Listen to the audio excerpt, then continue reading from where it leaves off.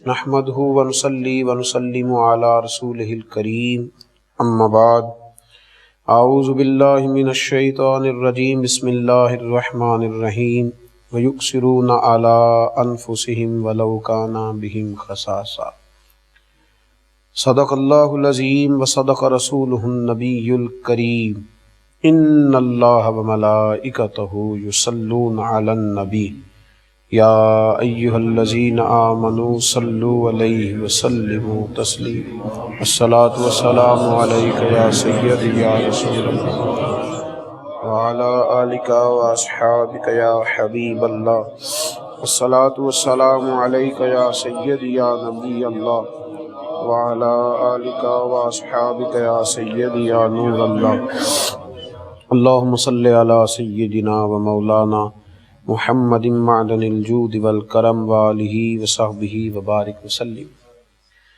عمل کے رستوں میں کچھ رستے بڑے ہی خوبصورت ہیں، کچھ رستے بڑے سکون والے ہیں، اور راہ عمل کے رستوں میں کچھ رستے ایسے ہیں جو انسان کی روح کو پرواز عطا کرتے ہیں۔ کچھ کام ایسے ہیں جو کرنے کے بعد انسان سوتا تو اپنی چارپائی پہ ہے، لیکن رب کریم اسے اپنے قرب کے ذائقے عطا فرماتا ہے۔ کچھ نیکی ایسی ہیں جو کرنے کے بعد انسان کو یوں محسوس ہوتا ہے کہ اس نے کو بہت بڑے کارہائے نمایاں سر انجام دی۔ انہی نیکیوں میں سے ایک نیکی ہے ایثار کرنا، اپنی ذات پر اپنے کسی اور بھائی کو ترجیح دینا۔ قرآن مجید نے بڑے خوبصورت الفاظ کے ساتھ صحابہ کی تعریف فرمائی، فرمایا وَيُؤْثِرُونَ عَلَىٰ أَنفُسِهِمْ، وہ اپنی ذات پر دوسروں کو ترجیح دیتے ہیں۔ کب؟ وَلَوْ كَانَ بِهِمْ خَصَاصَةٌ، جب انہیں اس چیز کی بڑی شدید حاجت بھی ہو۔ انہیں خود بڑی شدید حاجت ہوتی ہے، ضرورت ہوتی ہے، پر وہ اپنے بھائی کو ترجیح دیتے ہیں۔ صحیح مسلم شریف میں اس آیہ کریمہ کا شان نزول ہے۔ میرے نبی کریم علیہ السلام کے کاشانہ نور پہ ایک بڑا ہی نصیبوں والا مہمان آ گیا۔ اس کے لب و لہجے میں اور اس کے آنے میں محسوس یہ ہوتا تھا کہ بھوکا ہے، کھانا چاہتا ہے۔ حضور علیہ السلام فوراً ازواج مطہرات کے گھروں میں یہ پیغام دیا کہ کچھ کھانے کو ہے تو بھیجا جائے۔ دو جہاں کے شاہ ہیں پر پاس کچھ رکھتے نہیں، دو جہاں کی نعمتیں ہیں ان کے خالی ہاتھ میں۔ جواب یہ آیا کہ یا رسول اللہ صلی اللہ علیہ وسلم، وہ جو آپ کا فقر اختیاری ہے نا، اس کے سبب سے کئی دنوں میں گھر میں کھانا نہیں پکا۔ محبوب دو عالم صلی اللہ علیہ وسلم نے صحابہ کے اجتماع پہ نظر ڈالتے ہوئے فرمایا، کون ہے جو میرے مہمان کو لے جائے اور اسے کھانا کھلائے؟ کیا لذت والے جملے ہیں کہ مہمان میرا ہے اور کوئی لے جائے اور اسے کھانا کھلائے۔ حضرت ابو طلحہ رضی اللہ تعالیٰ عنہ، مزے کی بات یہ ہے کہ وہ زیادہ مالدار آدمی نہیں تھے، غریب آدمی تھے۔ بڑی مزیدار ہوتی ہے وہ سخاوت، جو سخاوت نہیں ہوتی قربانی ہوتی ہے، جو سخاوت نہیں ہوتی ایثار ہوتا ہے، جو دوسرے کو ترجیح دی جاتی ہے۔ اس طرح کے لوگ بڑی مزیدار زندگی گزارتے ہیں۔ میں کہا کرتا ہوں کہ ایثار بہت اعلیٰ اخلاق کا نام۔ حضرت ابو طلحہ رضی اللہ تعالیٰ عنہ نے فوراً عرض کی، یا رسول اللہ صلی اللہ علیہ وسلم، اگر یہ خدمت میرے نصیب میں آئے نا تو اپنے آپ کو بڑا ہی خوش قسمت سمجھوں گا کہ آپ کا مہمان ہو اور کھانا میں کھلاؤں۔ حضرت ابو طلحہ رضی اللہ تعالیٰ عنہ مہمان کو ساتھ لے کر کے نا تو گھر گئے۔ بیوی سے پوچھا، کھانا ایک مہمان کے لیے چاہیے؟ اس نے کہا تھوڑا سا ہے جو بچوں کے لیے اور آپ کے لیے۔ تو بیوی بھی جناب ابو طلحہ کی تھی نا، خاوند کا مزاج سمجھتی تھی، تو حضرت ابو طلحہ نے فوراً کہا کہ بچوں کو بہلا کر سلا دو، اور میں اور تم بھی کسی طریقے سے رات گزار لیں گے، پر یہ مہمان مصطفیٰ کریم کے، یہ مصطفیٰ کریم کے مہمان ہیں، نبی کریم کے مہمان ہیں۔ مانگیں گے مانگے جائیں گے، منہ مانگی پائیں گے۔ میری سرکار میں نہ لا ہے نہ حاجت اگر کی ہے، پر میں یہ حضور کے مہمان ہیں، ان کو دینا ہے، کھلانا ہے۔ بچوں کو، پھر غور کرنا بات پر، بچوں کو، انسان اپنی بھوک برداشت کرتا ہے پر اپنے بچوں کی بھوک اس سے برداشت نہیں ہوتی۔ بچوں کو بہلا کرنا، سلا دیا، اور جب بچے سو گئے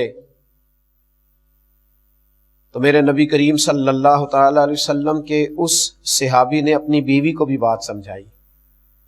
تب اس رنگ یہ ہے کہ خاتون نے نا کھانا دسترخوان پہ چنا اور پھر ترتیب اس طرح کی دونوں میاں بیوی نے بنائی کہ تم اس طرح کرنا، کسی طریقے سے چراغ بند کر دینا، کیونکہ کھانا تو ایک آدمی پیٹ بھر کے بمشکل کھا سکے گا. چراغ کو بند کرنا، چشم تصور میں بات لائیے گا. اور مہمان کے ساتھ بیٹھ کر کھانا بھی سنت ہے. کھانا چن دیا گیا. حضرت ابو طلحہ رضی اللہ تعالیٰ عنہ کی زوجہ اٹھیں اور کسی کام کے بہانے چراغ کو بجھا دیا. دونوں میاں بیوی ہاتھ ہلاتے رہے. یہ باتیں ہم کر لیتے ہیں، سن لیتے ہیں، کبھی ان کا ذائقہ تو لیا کریں، اس کی ذرا لذت تو محسوس کریں کہ بچے بھوکے سلا دیے، خود دسترخوان پہ بیٹھے، ہاتھ بھی ہل رہے ہیں، منہ بھی ہل رہا ہے. لوگ اداکاریاں کرتے ہیں لوگوں کو اپنا بنانے کے لیے، اداکاریاں کرتے ہیں، اور یہاں یہ لوگ کیا کر رہے ہیں؟ یہ رسول اللہ کو راضی کرنے کے لیے آگے، نبی کریم کو راضی کرنے کے لیے. اور اپنی بھوک دیکھیں نا، لوگ رو کے کہتے ہیں پیسہ ہوتا ہے تو رو کے کہتے ہیں میرے پاس نہیں ہے، میرے پاس نہیں ہے، میں کچھ نہیں دے سکتا. اور ان کے پاس نہیں ہے پھر بھی کہہ رہے ہیں کہ لے لو، ہم تو دینا چاہ رہے ہیں، خود بھوکے سو لیں گے. میرے نبی کریم علیہ السلام کے غلام نے مہمان کو پیٹ بھر کے کھانا کھلایا. اور جب آپ اخلاص والا معاملہ کرتے ہیں نا، احسار والا معاملہ کرتے ہیں، تو پھر آپ کو دنیا سے ڈگری لینے کی ضرورت نہیں پڑتی.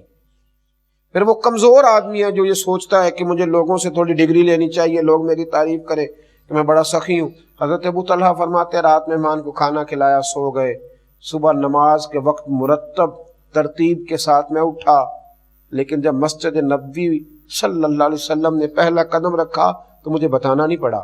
نبی کریم علیہ السلام نے فرمایا ابو طلحہ، تیرا اور تیری بیوی کا رات والا عمل خدا کو بھی بڑا پسند آیا ہے اور محمد مصطفیٰ کو بھی بڑا ہی پسند آیا صلی اللہ علیہ وسلم، بڑا پسند آیا ہے عمل رات. فرمایا اللہ نے قرآن نازل کر دیا. رب فرماتا ہے وَيُبْصِرُونَ عَلَىٰ أَنفُسِهِمْ وَلَوْ كَانَ بِهِمْ خَصَاصَةٌ. فرمایا وہ لوگ اپنی ذات پر دوسروں کو ترجیح دیتے چاہے انہیں شدید حاجت ہی کیوں نہ ہو. شدید دیکھیں نا، مزہ بھی اسی چیز کا ہے. اگر کچھ تھوڑا سا سائڈ سے نکال کے آپ کسی کو دے بھی دیں تو یہ کمال تھوڑا ہے. میرے پاس پڑے ہوئے تھے 50,000 تو میں نے 2,000 خرچ کر دیے تو یہ کمال تھوڑا ہے. میرے پاس چند چیزیں پڑی ہوئی تھی تو ایک مجھے پسند تھی، ایک ناپسند تھی، تو چلے یہ کون سا میں پہنتا ہوں کسی کو دے دی تو یہ کوئی کمال ہے؟ اللہ تو فرماتا ہے لن تنالوا البر حتی تنفقوا مما تحبون.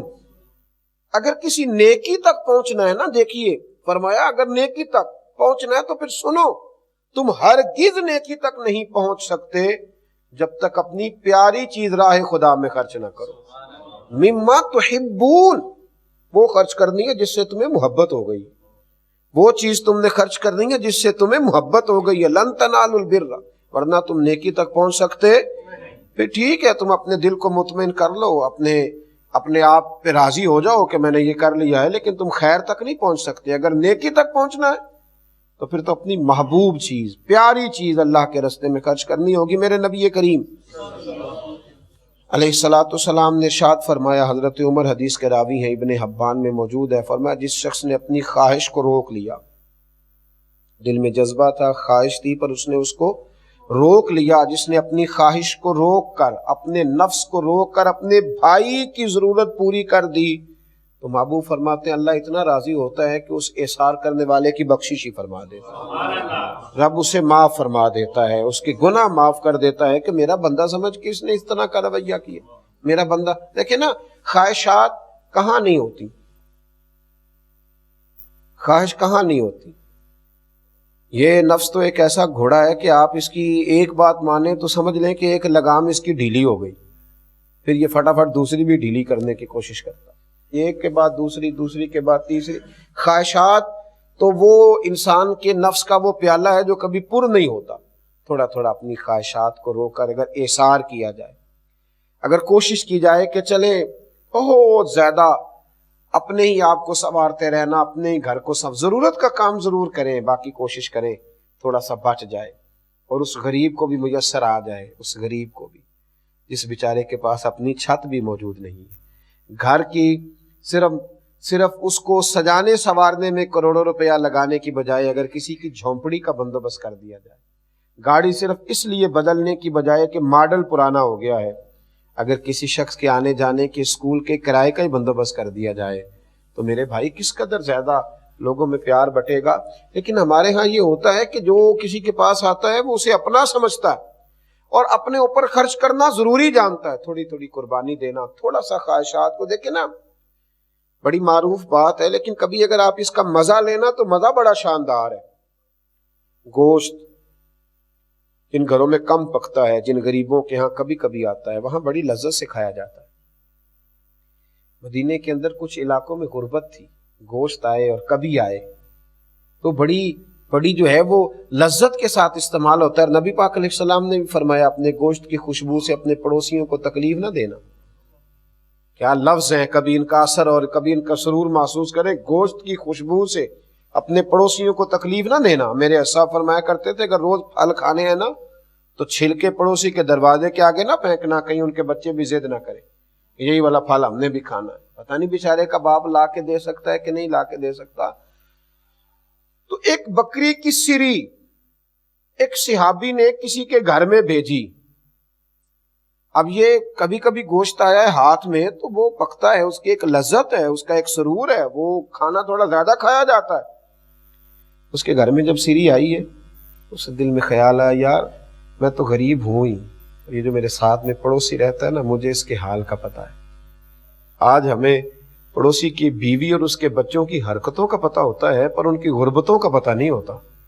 یہ پتہ ہوتا ہے کہ آنا جانا کس کا ہے لیکن وہاں بیمار کتنے، کمزور کتنے، پریشان کتنے، یہ نہیں پتا ہوتا۔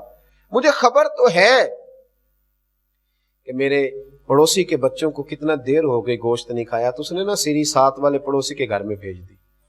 جب اس کے گھر میں آئی تو ماں باپ نے میٹنگ کی، بچوں کو بٹھایا، کہا تحفہ تو ہمیں ملا ہے، کھا تو ہم سکتے ہیں لیکن تمہیں پتہ ہے ہمارے ساتھ والے گھر میں کچھ بیمار لوگ بھی رہتے، تو بیمار کو اگر تھوڑا سا گوشت کا شوربہ پینے کو ملے گا تو اس کی دل کو تسلی ہوگی۔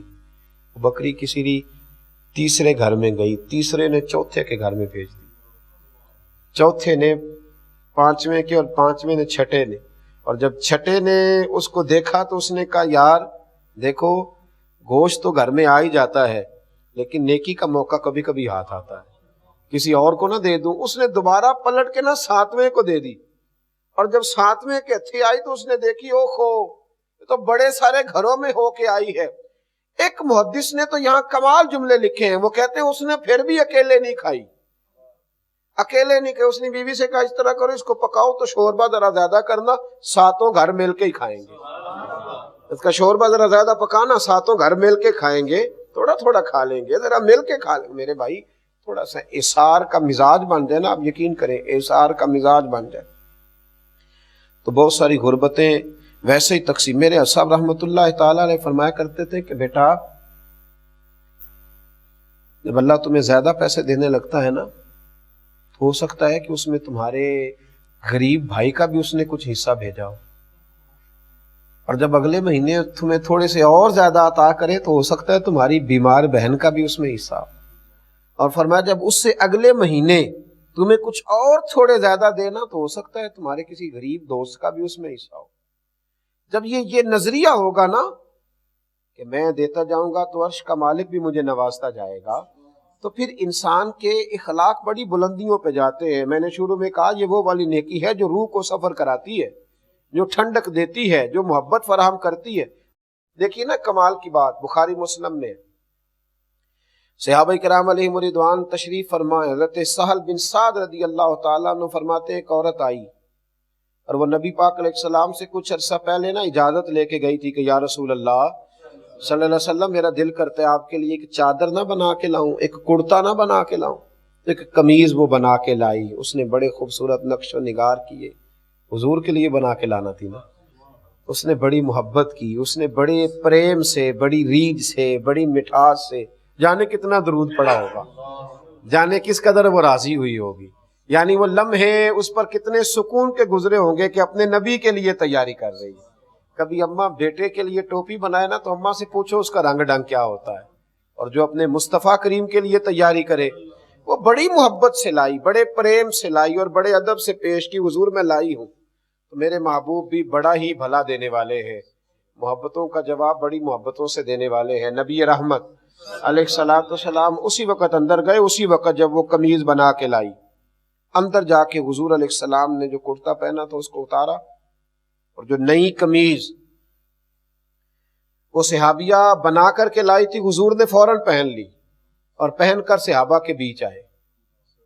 صحابہ کے بیچ جیسے ہی حضور آئے نا تو ایک صحابی، اور بعض شارحین نے نام لکھا ہے کہ غریب صحابی نہیں، حضرت عبد الرحمن ابن عوف تھے، مالدار آدمی، حضور کی طرف دیکھ کر کے عرض کرنے لگے حضور کتنی پیاری لگ رہی ہے، ایسے لگتا ہے کپڑا بھی آپ کے لیے بنایا گیا۔ حضور کیا انداز ہے، کیسے فٹ آئی ہے وجود اطہر پر، کیا بات ہے محبوب، بڑی پیاری۔ تو حضور فرمانے لگے تمہیں زیادہ پسند آ گئی ہے، زیادہ پسند ہے؟ ہاں۔ فوراً اللہ کے محبوب اندر گئے۔ دیکھنا یہ خاصا مشکل کام ہوتا ہے۔ میں نے کہا کہ چیز کوئی پرانی ہو جائے تو بٹتی ہے، نئی ہو اور پھر ہمیں پسند ہو اور پھر زمانہ تعریف کرے اور اس کو کسی کو دے دیا جائے، یہ کوئی اتنا آسان نہیں ہوتا۔ لیکن قربان جاؤں محبوب تیری اداؤں پہ، قریب محبوب اندر تشریف لے گئے، اور اندر سے حضور علیہ الصلوۃ والسلام نے، وہ خاتون تو جا چکی تھی خوش ہو کے کہ حضور نے پہن لی، محبوب نے پھر پرانا کرتا پہنا اور نئی کو طے کر کے نا جناب عبد الرحمن ابن عوف کے ہاتھ میں تھمایا، اور حضور دوبارہ حجرے میں چلے گئے۔ تو لوگوں نے کہا عبد الرحمن یہ تم نے کیا کیا، تم دیکھتے ہو حضور کی کرتا نور پر پیوند کتنے لگے ہوئے، حضور تو قبول ہی نہیں فرماتے۔ صحابہ کرام جب کہتے ہیں تو کسی پر بوجھ بننا پسند ہی نہیں فرماتے، تو آج اگر محبوب نے قبول فرمایا، تم نے طلب کر لیا، تمہیں ایسا نہ کرنا چاہیے تھا۔ جناب عبد الرحمن نے بھی جو جواب دیا وہ بھی بڑا کمال ہے، رو پڑے، فرمانے لگے تمہارا کیا خیال ہے، پہننے کے لیے لی ہے، یہ تو حضور کے وجود سے لگ گئی ہے، اب مرتے وقت گھر والوں کو وصیت کروں گا کہ اس میں مجھے کفن دے دیا جائے۔ پس مردن فرشتوں نے جو تلاشی لی تو کیا نکلا، فقط ایک دل کے گوشے سے خیال مصطفیٰ نکلا، میں تو وصیت کروں گا کہ مجھے اس میں کفن دیا جائے۔ بھائیو، اثار کا جب جذبہ پیدا ہوتا ہے، اثار کا جب شوق پیدا ہوتا ہے تو پھر یہ توجہ لگ جاتی ہے، یہ وہ کام ہے جو آپ کے دل کو بڑا قرار عطا کرتا ہے، جو طبیعت کو بڑا ٹھنڈا۔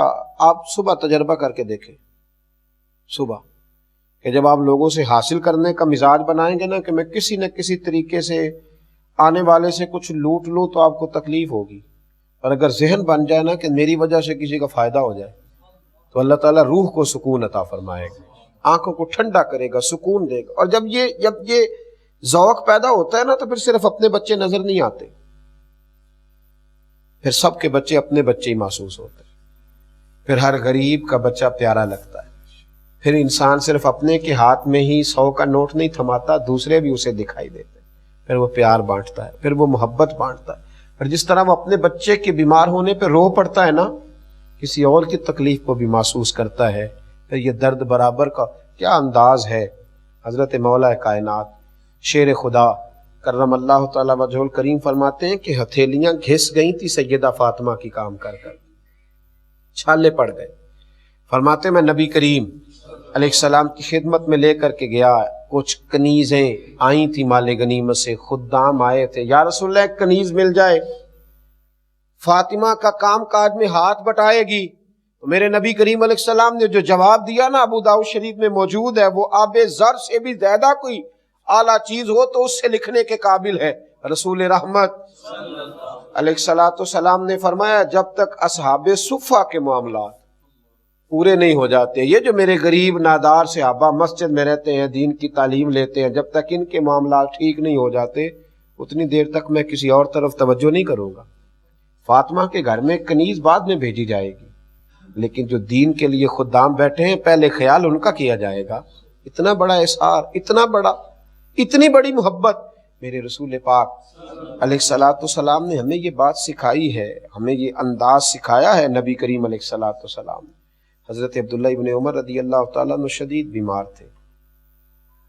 بیمار آدمی کو آپ اگر کچھ کہتے ہیں نا کھانے کے لیے تو بیچارہ کھا ہی نہیں پاتا، اس کی طبیعت ہی ایسی نہیں ہوتی۔ آپ شدید علیل تھے، کئی دن ہو گئے کچھ کھایا نہیں، تو ایک دن بچے نے بڑی ضد کی کہ ابا جی کچھ تو بتائیں، تو فرمانے لگے بیٹے کہیں سے انار مل جائے نا، کہیں سے انار مل جائے تو وہ میں کھاؤں گا تو مجھے بڑی تسلی ہوگی، سکون ہوگا۔ انار اگر ملے، صاحبزادے گئے کہیں سے ڈھونڈ کر کے انار لائے، ابھی لا کے رکھا ہی تھا کہ دروازے پہ سائل آ گیا۔ سائل، اس نے کہا کہ اللہ کے نام پر اگر کچھ مل جائے تو بڑی بات ہوگی۔ جناب عبداللہ ابن عمر رضی اللہ تعالیٰ عنہ نے فوراً بیٹے سے کہا یہ انار باہر دے آؤ۔ کہا بجی آپ کو توانائی ملے گی، آپ نے کئی دنوں سے کچھ کھایا نہیں ہے، ابھی تو آپ نے قبول فرمایا ہے، خواہش کا اظہار کیا تو مہربانی فرمائے قبول کر لے۔ فرمایا نہیں بھائی سائل کو دے دو۔ 2-3 دفعہ جب کہا تو بچے کو ڈانٹا، فرمایا جب میں تمہیں کہہ رہا ہوں تو دے دو۔ اب سائل کو جب دے دیا نا، بیٹا واپس آیا تو عجیب لفظ کہے حضرت عبداللہ ابن عمر نے، ہمارے لے کہ بیٹا انار کھا کے شاید مجھے اتنی توانائی نہ ملتی جتنی اس سائل کو دے کے اللہ نے میرے روح کو سکون عطا فرمایا۔ نہ اس کو دے کر اللہ نے سکون دیا، کھانے کے بعد شاید مجھے اتنا نصیب نہ ہوتا۔ اظہار ایک ایسی چیز ہے، بانٹنا ایک ایسی نعمت ہے، دے دینا اتنے سکون والا کام ہے جو انسان کو بڑی دور لے جاتا ہے۔ میرے نبی رحمت سید عالم صلی اللہ تعالی علیہ وسلم نے ہمیشہ بانٹا، بانٹنے کو محبوب رکھا، بانٹنے کو پسند کیا، صحابہ کو یہ ذوق دیا۔ آپ دیکھیے نا کہ جب صحابہ کرام علیہم رضوان آئے ہیں مکہ مکرمہ سے ہجرت کر کے مدینہ طیبہ، تو آپ سوچ سکتے ہیں آج سگا بھائی اپنے بھائی کے لیے جب اس کے اپنے والد کی جائیداد ہوتی ہے، اللہ نے حصہ رکھا ہے، قانون نے حصہ رکھا ہے، پر بانٹ کے دینا کتنا مشکل ہوتا ہے، کتنا کٹھن اور کتنا مشکل کام ہے۔ لیکن جب نبی پاک علیہ السلام نے کہا نا انصار سے کہ مہاجر تمہارے بھائی ہیں، تو انہیں ہر چیز بانٹ کے دے دی۔ گویا ہر چیز بانٹ کے، میرے لفظوں پر غور کریں، ہر چیز بانٹ کے دے دی، رسی رکھ کے ہر چیز بانٹ کے دی، اور کہا کہ جس طرح ہم مالک ہیں اسی طرح تم بھی مالک۔ کائنات میں یہ عجیب جذبہ لوگوں نے دیکھا کہ صحابہ نے بانٹ کے دیا، اثار کیا۔ اسی کا فائدہ یہ تھا کہ پھر وہ محبتیں پروان چڑھی، پھر لوگ پہچان نہیں پاتے تھے کہ ان میں مہاجر کون ہے اور انصار کون ہے۔ پھر ان کی رشتہ داریاں ہوئیں، پھر تعلقات مضبوط ہوئے۔ لالچ سے رشتے ٹوٹ جاتے ہیں، اثار کرنے سے رشتے مضبوط ہو جاتے ہیں، بانٹنے سے رشتے بڑھ جاتے ہیں۔ اس لیے بانٹنے کی کوشش کریں، اثار کرنے کی کوشش کریں۔ میرے نبی کریم علیہ السلام کے صحابہ تو ہر وقت اثار کرتے، ہر وقت اثار کرتے، شدید علیل ہوتے تو اثار کرتے، کمزور ہوتے تو اثار کرتے۔ کچھ چیزیں ایسی ہیں جب ہم کتابوں میں پڑھتے ہیں تو حیران ہو جاتے ہیں۔ بیماری میں بھی اثار ہے، کفن میں بھی اثار ہے، قبر کی جگہ میں بھی اثار ہے۔ تبوک کے موقع پر 6-7 صحابہ زخمی حالت میں پڑے تھے، شدید زخمی حالت۔ خدا نہ خواستہ جب کئی لوگ اکٹھے زخمی ہو جائیں تو ہر ایک کی خواہش نہیں ہوتی کہ پہلے مجھے ہاسپٹل پہنچایا جائے، پہلے مجھے ضرورت ہے۔ تو ایک صحابی کہتے ہیں کہ میں پانی لے کے نا زخمیوں کے پاس گیا، ایک زخمی کرا رہا تھا، اس کو کہا پانی پی لو، تو اس نے کہا یار میرے اندر تو قوت برداشت ہے، لیکن جو ساتھ میرا بھائی صحابی لیٹا ہے نا اس کو زیادہ ضرورت ہے۔ کہتے ہیں جب اس تک پانی لے کے گیا تو اس نے کہا میں برداشت کر لوں گا، ساتھ والا بوڑھا ہے اور زخم بھی زیادہ ہیں۔ کہتے ہیں جب اس تک پانی لے کے گیا تو اس نے مجھے چوتھے تک بھیج دیا۔ چوتھے کے پاس گیا تو وہ کہنے لگا وہ ان چاروں نے جس کا کلمہ پڑھا ہے نا میں نے بھی اسی رسول کا پڑھا ہے، میرے اندر بھی وہی جذبہ ہے، اگلے کو یعنی زخمی حالت میں، زخمی حالت میں۔ کب تک ان باتوں کو صرف سنا جائے گا اور ہم یہ شوق نہیں پیدا کریں گے کہ یہ کام کر لینا چاہیے؟ کہا میں 7 تک لے کے گیا، اور جب میں 7ویں کے پاس کھڑا تھا تو وہ ہچکیاں لے رہے تھے موت کی، اور مجھے کہہ رہے تھے کہ وہ پہلے کو پانی پلا دے، وہ زیادہ کمزور ہے۔ کہتے میں پانی لے کے پہلے کے پاس آیا تو روح پرواز کر گئی، دوسرے کے قریب آیا تو جنت کی طرف سفر مکمل ہو گیا، تیسرے کے پاس آیا تو شہادت کا درجہ مل گیا، چوتھے کے پاس آیا تو وہ بھی درود و سلام پڑھتا۔ روح حضرت سیدنا اسرائیل کے حوالے کر رہا تھا، کہتے 7 چلے گئے، پانی کا پیالہ میرے ہاتھ میں تھا، میں کبھی پیالہ دیکھتا کبھی ان جانے والوں کو دیکھتا، اور پھر میرے لبوں پہ محمد عربی کا درود و سلام ہی جاری ہو گیا، رسول اللہ صلی اللہ علیہ وسلم کا درود و سلام جاری ہوا۔ کیا تربیت فرمائی ہے، کیا انداز اختیار کیا ہے۔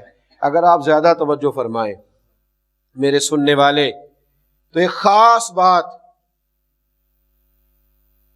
حضرت امیر حمزہ رضی اللہ تعالیٰ عنہ کی شہادت پر نبی پاک علیہ السلام بڑے ہی پریشان ہوئے تھے، حضور بڑا روئے تھے۔ 70-72 لوگوں کی شہادت ہوئی تھی تو نبی پاک علیہ السلام نے حضرت امیر حمزہ رضی اللہ تعالیٰ عنہ کی میت مبارک کو جسد اطہر کو سامنے رکھ لیا، اور ہر جنازے کو حضور فرماتے یہاں لا کے رکھو۔ جنازہ رکھا جاتا تو حضور جنازہ پڑھاتے، پھر دوسرا جنازہ پڑھاتے، تیسرا، 70 لوگوں کا جنازہ پڑھا اور حضرت امیر حمزہ کی میت مبارک پڑی رہی، یعنی ان پر 70 مرتبہ میرے نبی نے نماز جنازہ ادا فرمائی۔ ان کا وجود کاٹ دیا تھا کفار نے، کاٹ دیا تھا۔ حضرت صفیہ جو حضور کی پھپھو ہیں، حضرت زبیر بن عوام کی والدہ، وہ دوڑی ہوئی آئیں اپنے بھائی کو دیکھنے کے لیے۔ نبی کریم علیہ السلام نے کہا حضرت زبیر سے، ماں کو روکو، یہ بہن ہے، یہ بھائی کا یہ روپ نہیں دیکھ سکیں گی، آنکھیں نکل گئی ہیں، کان کاٹ دیے گئے، یہ بہن ہے، اسے دیکھا نہیں جائے گا۔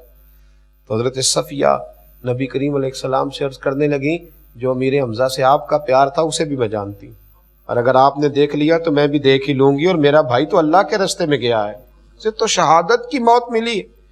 پھر قریب آئیں اور قریب آ کے کھڑے ہو کے کہا، اے اللہ اس قربانی کو قبول فرما، اللہ ان کے درجات بلند فرما۔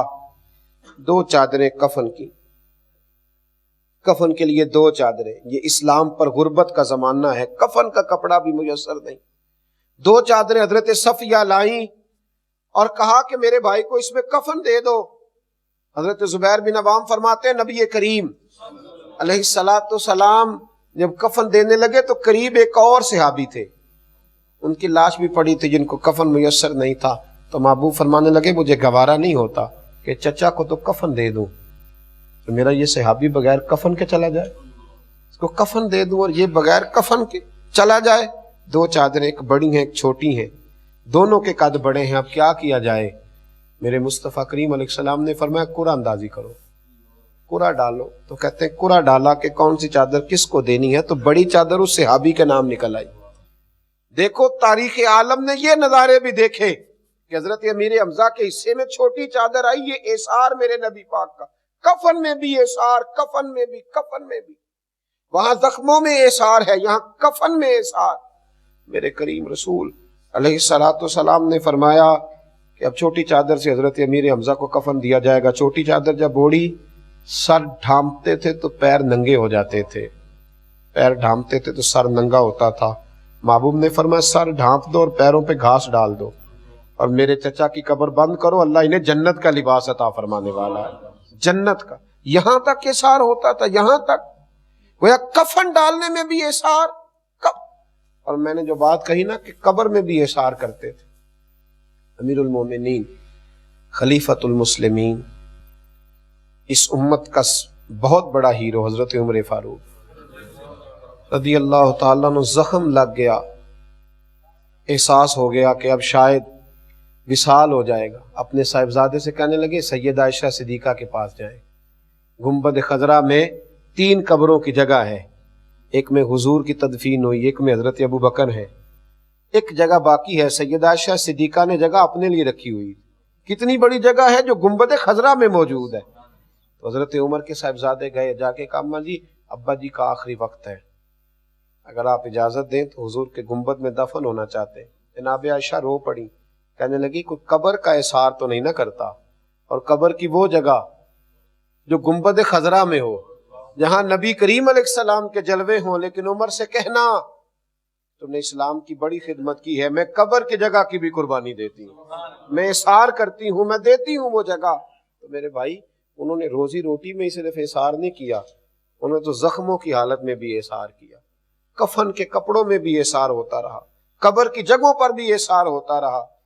اثار اتنی بڑی نیکی ہے جو آپ کو بڑے بلند اخلاق تک پہنچائے گی، جو آپ کا روحانی قد اونچا کرے گی، جو آپ کا اخلاقی قد اونچا کرے گی، جو آپ کی طبیعت کے اندر نور کا فروغ کرے گی۔ اور بھی بڑی ساری نیکیاں انسان کرتا ہے، لیکن یاد رکھنا جو نیکی آپ کو اڑان عطا کرے گی وہ اثار والی نیکی ہے۔ اپنی چند خواہشات چھوڑ کر نہ کسی اور کو دینے کی طرف توجہ کریں، پھر دیکھیں رب کریم آپ کی روح کو کتنا سکون عطا فرماتا ہے۔ عرش کا مالک صحیح معنوں میں محبوب کی غلامی عطا فرمائے۔ آخر دعوانا الحمدللہ۔